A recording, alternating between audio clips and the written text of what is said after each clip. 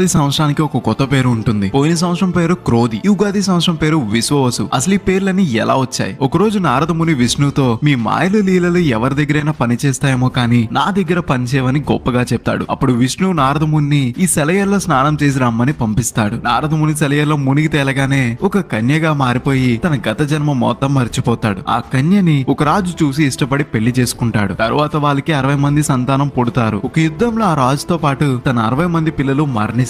ఆ బాధ తట్టుకోలేక రాణి విష్ణుని ప్రార్థిస్తుంది. అప్పుడు విష్ణు ప్రత్యక్షమై, ఓ నారద ముని, నువ్వెవరో నీకు గుర్తులేదా అని అంటాడు. వెంటనే ఆ రాణి నారద మునిలా మారిపోతుంది. మీ మాయ నా దగ్గర పనిచేయదు అన్నందుకు క్షమించండి, మీ మాయ నుండి ఎవ్వరూ తప్పించుకోలేరని నారద ముని అంటాడు. కానీ ఒక తల్లిలా మారిన నేను 60 మంది సంతానం చనిపోవడం తట్టుకోలేకపోతున్నా అంటాడు. అప్పుడు విష్ణువు నారద ముని కుమారుల పేర్లు ఉగాది సంవత్సరాల పేర్లుగా మారుస్తారు. అలా మనకు 60 ఉగాది సంవత్సరాల పేర్లు ఉంటాయి. ప్రతి సంవత్సరం ఒక కొత్త పేరు ఉంటుంది. 60 పేర్లు పూర్తయ్యాక మళ్ళీ మొదటి నుండి ప్రారంభమవుతుంది. 2025 ఉగాది సంవత్సరం పేరు విశ్వావసు. ఇది నారద మహర్షి కుమారుల్లో ఒకరి పేరు. ఇది ఉగాది పేర్లు వెనుకున్న కథల్లో ఒక కథ.